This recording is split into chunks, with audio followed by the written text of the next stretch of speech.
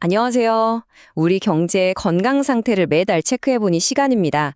이번에는 한국은행이 발표한 최신 데이터를 가지고 2025년 8월 우리 경제의 맥박이 과연 어떻게 뛰었는지 한번 같이 짚어보려고 합니다. 과연 청신호였을까요? 아니면 뭔가 좀 주의 깊게 봐야 할 신호가 있었을까요? 맞습니다.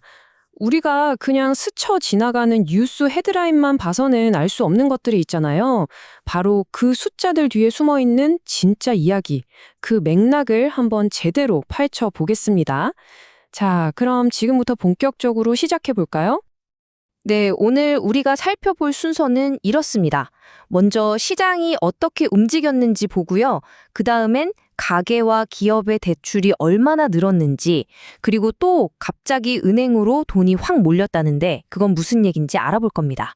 마지막에는 이 조각들을 다 맞춰서 8월의 큰 그림을 한번 그려보겠습니다.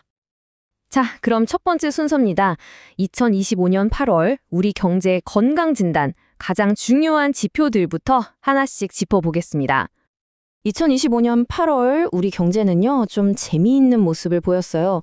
뭐랄까, 이쪽에서는 파란불, 저쪽에서는 빨간불, 이렇게 신호가 좀 엇갈렸거든요.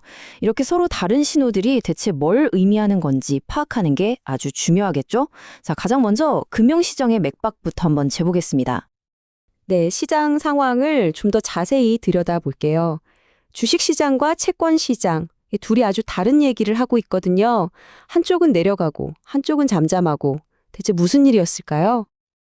자, 구체적으로 한번 보시죠. 주식시장, 그러니까 코스피는 8월 한 달 동안 3,245에서 3,186까지 쭉 미끄러졌습니다. 좀 조정을 받은 거죠. 그런데 말이죠, 채권시장은 달랐어요. 국고채 3년물 금리를 보면 2.4% 근방에서 아주 좁은 범위에서만 움직이면서 굉장히 안정적인 흐름을 보였어요. 정말 말 그대로 한쪽은 숨고르기에 들어갔는데 다른 한쪽은 아주 평온했던 거죠. 아니, 왜 이렇게 다른 모습을 보였을까요? 그 이유를 살펴보니 코스피는 그동안 좀 많이 올랐잖아요. 거기에 대한 부담감도 있었고 또 시장 개혁에 대한 기대치가 좀 바뀌면서 조정을 받은 걸로 보입니다. 반면에 채권 시장은요, 미국이 곧 금리를 내릴 거다 하는 기대감하고 아니야, 정부가 국채를 더 발행할지도 몰라 하는 우려가 서로 팽팽하게 줄다리기를 하면서 결국은 그냥 그 자리에 머물렀던 겁니다. 자, 이제 세 번째 주제로 넘어가 보겠습니다. 바로 대출 이야기인데요. 8월에 정말 깜짝 놀랄 만한 일이 있었습니다. 가게도 그렇고 기업도 그렇고 빚이 확 늘어났거든요. 그 규모가 정말 어마어마합니다.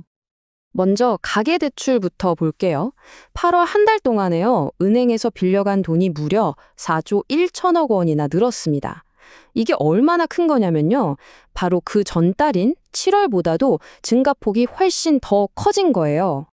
그런데 기업은 더 했습니다.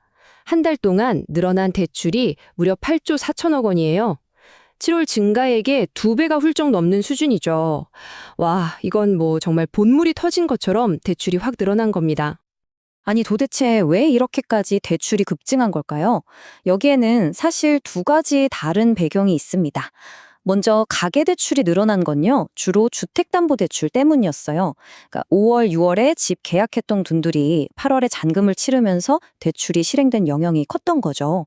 그리고 기업들은 부채를 갚거나 아니면 회사 운영자금을 마련하기 위해서 은행 문을 많이 두드렸던 겁니다. 자, 이제 네 번째 이야기로 넘어가 볼게요. 지금까지는 돈이 막 나가는 얘기였잖아요. 그런데 이번엔 정반대 현상이 나타났습니다. 바로 은행으로 현금이 엄청나게 몰려들었다는 건데요. 이게 또 하나의 반전 포인트입니다. 이 그래프를 보시면 정말 확 와닿으실 텐데요. 불과 한 달 전인 7월에는 은행에서 11조 원 넘게 돈이 빠져나갔거든요. 그런데 8월에는 정반대로 무려 32조 9천억 원이 다시 은행으로 들어왔습니다. 한 달 사이에 돈의 흐름이 완전히 뒤바뀌어버린 그야말로 드라마틱한 반전이죠. 그럼 이 엄청난 돈이 다 어디서 온 걸까요? 그 비밀은 바로 정부 자금에 있었습니다. 매월 초에 정부가 지방자치단체에 돈을 보내주는데 이 자금이 은행 예금으로 확 들어온 영향이 아주 컸다는 겁니다.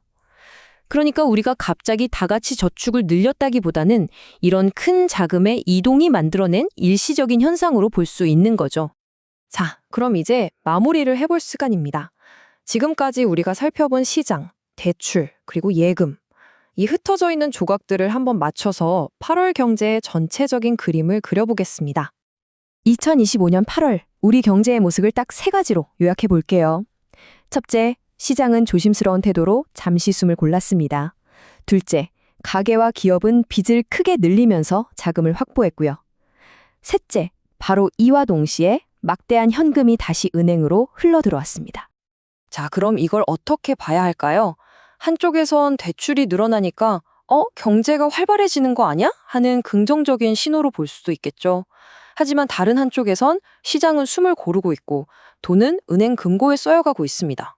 이 서로 다른 신호들 속에서 우리 경제는 과연 브레이크를 밟고 있는 걸까요? 아니면 더 멀리 뛰기 위한 준비 운동을 하고 있는 걸까요? 이 질문을 여러분께 던지면서 이번 달 분석은 여기서 마무리하겠습니다.